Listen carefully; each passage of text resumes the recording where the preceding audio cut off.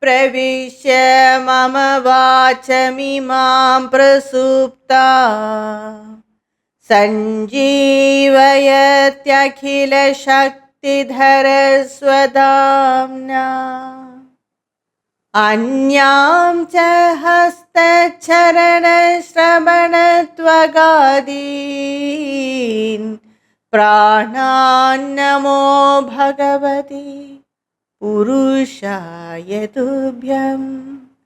Shloka 89 in Vishnu Sahasranama is Sahasrarchi Saptajihvah Saptaida Saptavahanah Amurtiranakho Chindyo Bhayakrit Bhayanashanah.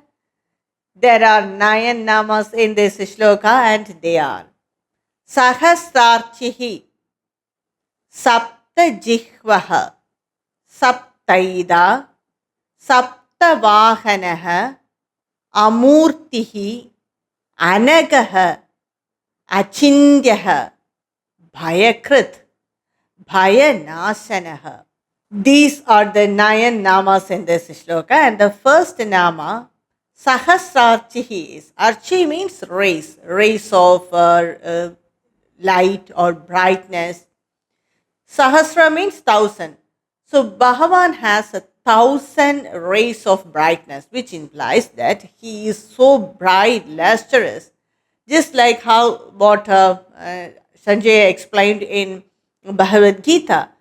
It is just like 1,000 Suryas coming up on the same sky at the same time. So it is so powerful, lustrous brightness, no one can see that. So that luster and brightness and radiance is Bhagavan Vishnu. So he is said as Sahasrarchihi. Sahasrarchihi, that is the first nama. And the next nama is Sapta Jihvaha. Jihva means tongue. Sapta means 7 tongues. It implies the fire or the Agni, which has 7 different forms.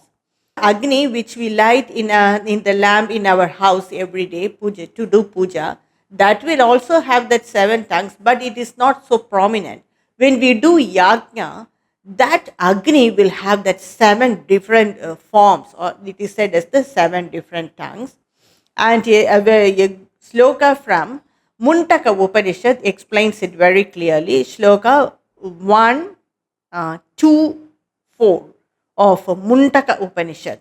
Kali Karali cha Manojava cha Sulohitaya cha Sudhumravarna Spulingini Vishwaruchi cha Devi Lelayamana yiti Saptajihvaha.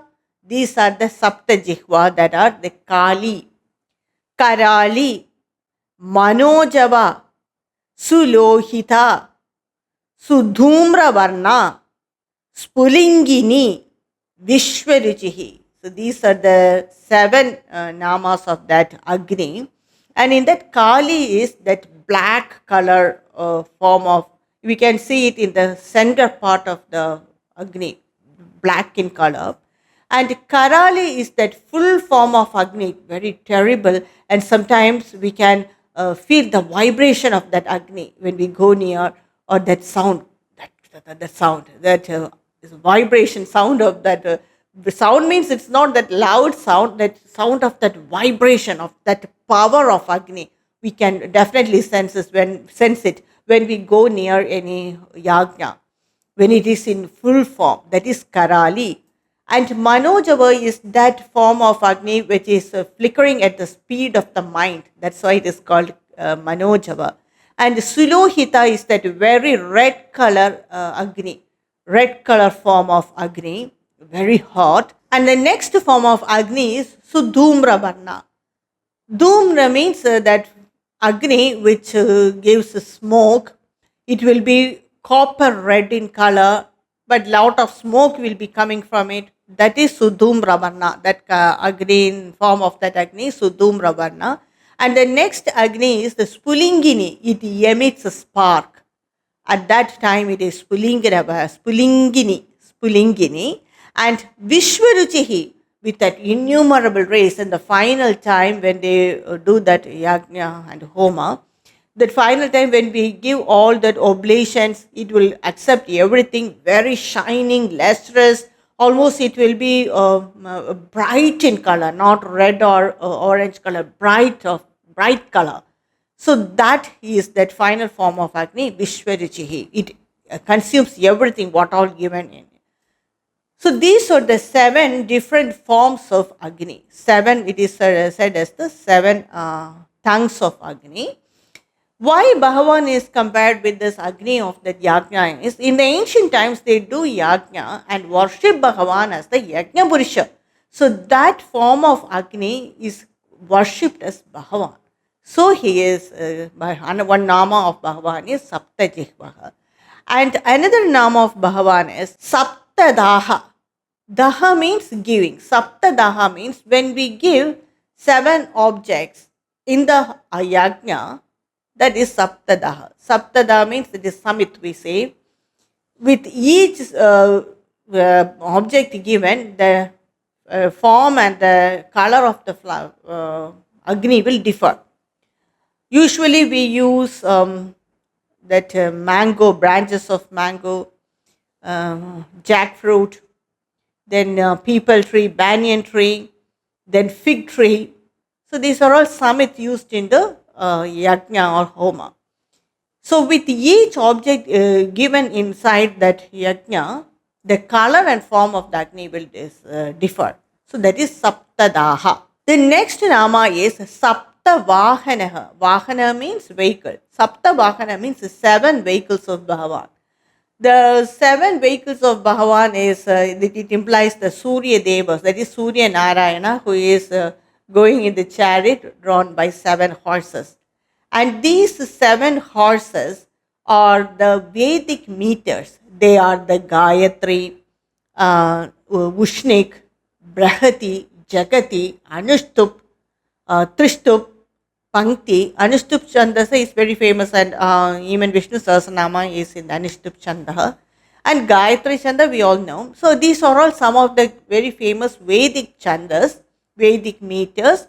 When we chant mantra with these, by these meters, Bhagavan reveals himself. So he is drawn by the 7 horses, and the 7 horses indicate this is 7 meters. And another interpretation is he is drawn by the horse named, his chariot is drawn by the horse named Sapta. That is another interpretation given. The next nama is Amurtihi. Amurti means one who do not have any form. The original form of Bhagavan is Amurti only. He doesn't have any form. He manifests as different deities. Because when we have form, then there should be weight. Then there should be 3 dimensions: height, length, breadth. Then it occupies a space. It occupies a time. So Bhagavan is beyond all that. So he doesn't have a form. So Amurtihi. And one of the shloka from Mundaka Upanishad, that is 2.1.2, it also says that Bhagavan is Amurti. Let me read that verse. Devyo hya amurtha purushaha sabhashyabhyantaro hyajaha. He is that Purusha, he is transcendental, he is formless. So he doesn't have form and he is transcendental. So that is one shloka reference given by the Acharyas. And the next nama is Anagaha. Anaga means one who does not have any worry or any difficulty, who does not feel anything. He is beyond all that, any dukkha, shoka. Bhagavan doesn't have all this because he doesn't have that emotion. He is beyond all this. So he is called Anagaha. And if we worship him, he will also relieve us from all these afflictions. The next nama, 7th nama, is Achintyaha. Achintya means one who is unthinkable. Definitely, if he doesn't have a form or attributes or anything, how can we think about him? So he is unperceivable. There is no object can be compared with Bhagavan. He is imperceivable.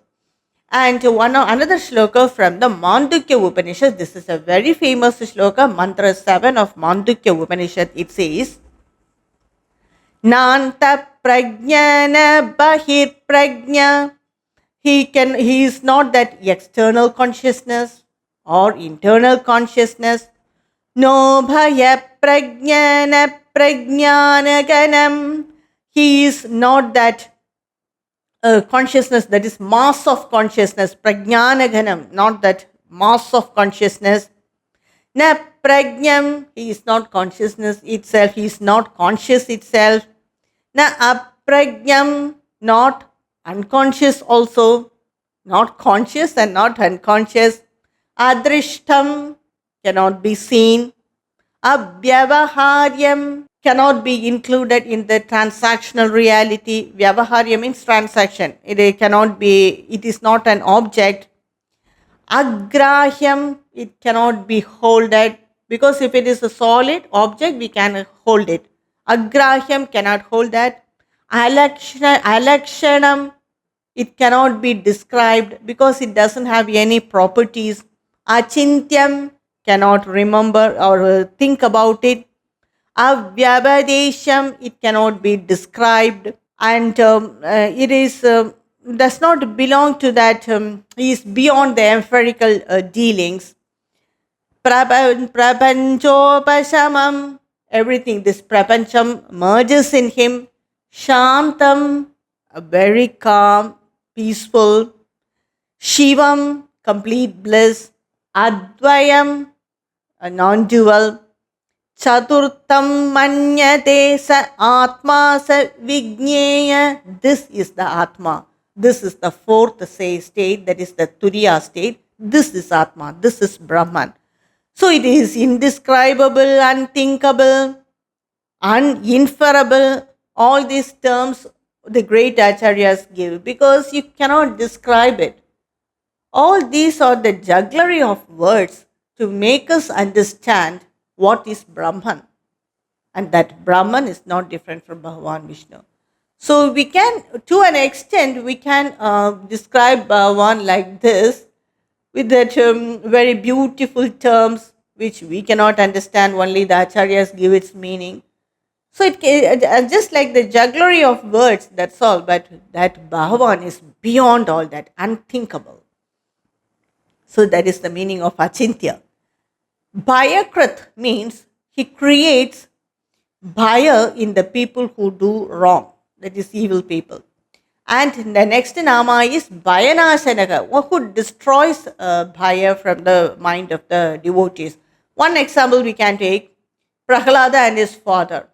Bhagavan created fear in the mind of his Prahlada's father, and he removed the fear from the mind of Prahlada. So that is Bhayakrit and Bhayanasanaha. So the summary of this shloka is, one who has innumerable rays, and he is in the form of Agni, which has 7 tongues. His chariot is drawn by 7 horses. He has no form. He is sinless. He cannot be perceived. He creates as well as erases fear. So that is the meaning of this shloka, shloka 89 of Vishnu Sahasranama. And the next shloka, shloka 90 of Vishnu Sahasranama is Anur Brihat Krishastulo Guna Pradnir Guno Mahan Adrudhasvadrudhasvasyaha Prakvam Shobham Shavardhanaha. There are 12 namas in this shloka, and they are Anuhu, Brihat, Krishaha, Stulaha, Gunaprad, Nirgunaha, Mahan, Adrutaha, Swadrutaha, Swasyaha, Prak Vamshaha, Vamsha Vardhanaha. Many namas in this shloka explain the Aishwarya, Ashtaishwarya of Bhagavan. So the first nama is Anuhu. Anu means small. Anu is atom, smallest of the small. So that it is the smallest particle or the basic particle that constitute the matter. That is Anu. And Acharya says that Bhagavan is Anu because he is extremely subtle. So he is that smallest particle, and it explains the anima power of Bhagavan. Anima power means they will make their body so small that no one can see them. In Ramayana, when Hanumanji he went to Lanka to search Sita Devi, he entered in the palace of Ravana itself to see whether Sita Devi is there, and he reduced his body to the small size, Anu, and he walked on the all that windowsills of the windows of that great palace, near the door, on the top of the roof. No one saw him because he's so tiny, so small. He made his body so small. That is anima, because of, by his anima power, and that is Anahu. It is one of the Aishwaryas of Bhagavan. And the next Nama is Brihat. Brihat means Mahima power, making the body so big. That is also, we can say, Hanumanji. He made his body so big when the people they tied the cloth on the tail of Hanuman. So he made his body so gigantic, biggest. That capacity goes beyond all limits. That is Brihat Shakti. Brihat. The next Nama is Krishaha. This implies the Lagima power of Bhagavan. Lagima power means making it so light so that even the air can blow them off. Many rishis they travel with this power. They make their body so light, so that they can move with the speed of wind with their mind power. In the ancient times, there were no vehicle or anything. But then how will they travel? It will take a long time to walk from this distance to there. So immediately, if they want to go to Himalayas, they will make their body so light, so the air will carry them, and with the power of the mind, they will reach that point. And that is the Krishna Sakti. And one incident is in the Krishna Leela, when there was a great fight with Satyabhama Devi and Rukmani Devi, who is more preferable to Bhagavan Krishna. Bhagavan Krishna sat on the plate of the Tulabhara, and Satyabhama Devi, she put all her ornaments and all that gold, but that balance is still in that imbalanced state. When Rukmini Devi came, she worshipped Bhagavan. He made his body so light. And when she placed a tulsi leaf on that Tulabhara balance, that was balanced. So he made his body light. So that is one example for that. That is the Krisha Sakti. And the next Nama is Stulaha, Garima power. Garima means making the body so heavy, so big, fat, bulky. This also an example connected with the Krishna Avatara. When Ashura named Trinavarta, he lifted baby, that child Krishna, and he went to the sky. What Bhagavan Krishna in that young form he did, he made his body so heavy, the Ashura cannot hold him. So he just fell down and broke his limbs and head, and he died. So that is the Garima power, making the body so bulky and fat. Hanumanji also will have this power. So that is the Stulaha, meaning of the name Stulaha. Guna Brit means a support. Guna means the three gunas. One who supports the three gunas. By using these three gunas, Bhagavan creates, sustains, and destroys this creation. So that is, he is the Guna Brit. And the next Nama is contradictory to it, Nirgunaha.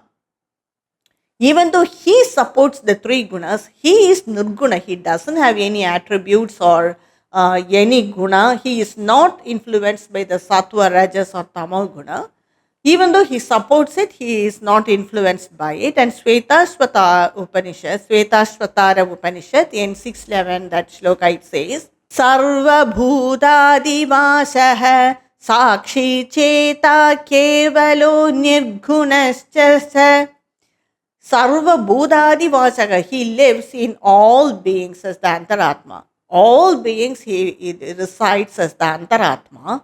He is the Sakshi of all our actions, thoughts, deeds, and everything. He is complete Chaitanya, that is intelligence. He is non-dual Kevala, and he Nirguna. He doesn't have any guna. He is untainted by the qualities. That is this Nama Nirgunaha.